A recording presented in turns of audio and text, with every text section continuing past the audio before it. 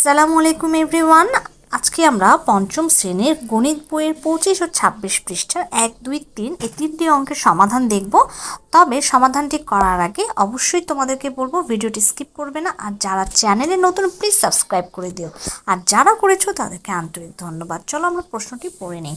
দেখো বলা আছে তানিয়া 192 টাকা দিয়ে 8টা কমলা কিনলো। যদি সে 3টি কমলা কিনতো তবে তার কত টাকা প্রয়োজন হতো সেটা বের করতে বলেছে।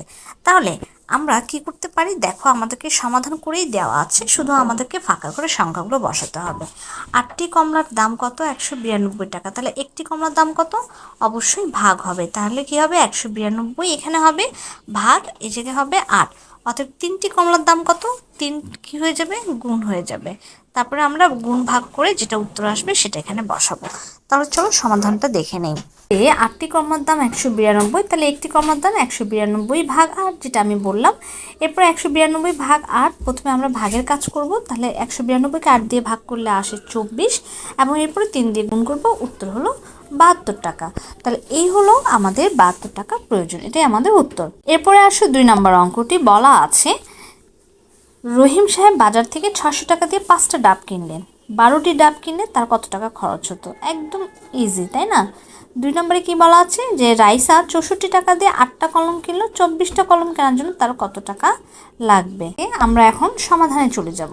আমরা এখন রহিম সাহেবের অঙ্কটির সমাধান দেখব। দেখো সমাধান হচ্ছে 5টা ডাবের দাম কত বলেছিল? 600 টাকা। তো রহিম সাহেব 600 টাকা দিয়ে 5টা ডাব কিনলো, তাই না? তাহলে ওই অঙ্কটার মতোই সেম অঙ্কই আমরা করব। 5টা ডাবের দাম 600 টাকা, একটা ডাবের দাম কত ভাগ করব? 600 ভাগ 5। 600কে 5 দিয়ে ভাগ করলে উত্তর আসে 120 টাকা।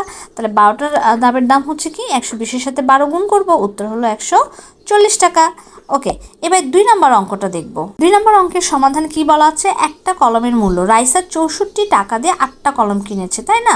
তাহলে 64 টাকা দিয়ে যদি 8টা কলম কিনে, তাহলে একটা কলমের দাম কত? 64 ভাগ 8। 64কে 8 দিয়ে ভাগ করলে উত্তর আসে কত? 8। 8 8 64। তাহলে 24টা কলমের দাম কত? এই উত্তরটিকে 24 দিয়ে গুণ, তাহলে 24টি কলমের দাম 8 গুণ 24 192 টাকা। এটাই আমাদের উত্তর। 3 নম্বর অঙ্কটি দেখব। দেখো একজন তাঁতি 3 দিনে 24 মিটার কাপড় বুনতে পারে। এখন নিচের প্রশ্নগুলো উত্তর খুঁজে ছকের খালি ঘরে পূরণ করো।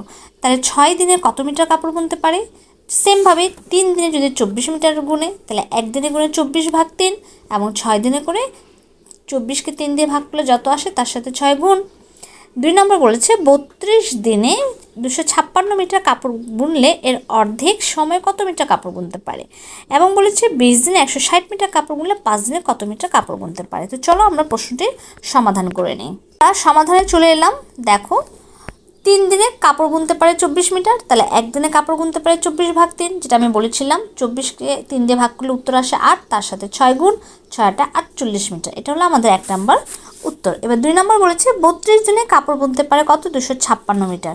তাহলে একদিনে কাপড় বুনতে পারে, সেমভাবে ভাগ। তাহলে 32 দিনের অর্ধেক, তাহলে 32 দিনের অর্ধেক কত বলো তো? 32কে যদি আমরা অর্ধেক মানে 2 দিয়ে ভাগ করি তাহলে কত আসে? 16। তাহলে 16-র সাথে কী হবে? গুণ হবে। তো এটা আমাদেরকে দেখিয়ে দিতে হয়েছে যে 32 দিনের অর্ধেক সময় হচ্ছে 32 ভাগ 2 বা 16 দিন।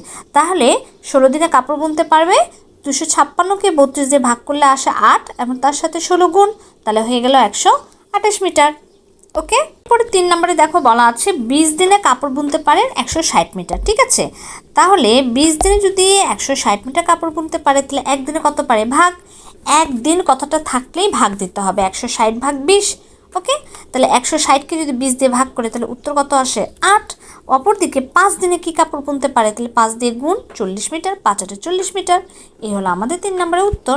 মানে সেম অঙ্ক, একদম ওই 1 নম্বরটার মতোই হুবহু ওইভাবেই করেই যাবে, শুধু কথাগুলো আলাদা হবে, সংখ্যাগুলো আলাদা হবে। ঠিক আছে, নিয়ম কিন্তু একই। তো তোমরা যারা ভিডিওগুলো দেখছো বেশি বেশি করে শেয়ার করে দাও, কারণ শুধু তোমার না, তোমার বন্ধুরও প্রয়োজন। আশা করি ভিডিওটা তোমাদের ভালো লাগবে। ভালো লাগলে একটা লাইক করে দিও, চ্যানেলটিকে সাবস্ক্রাইব করে পাশে থেকে। ধন্যবাদ সবাইকে।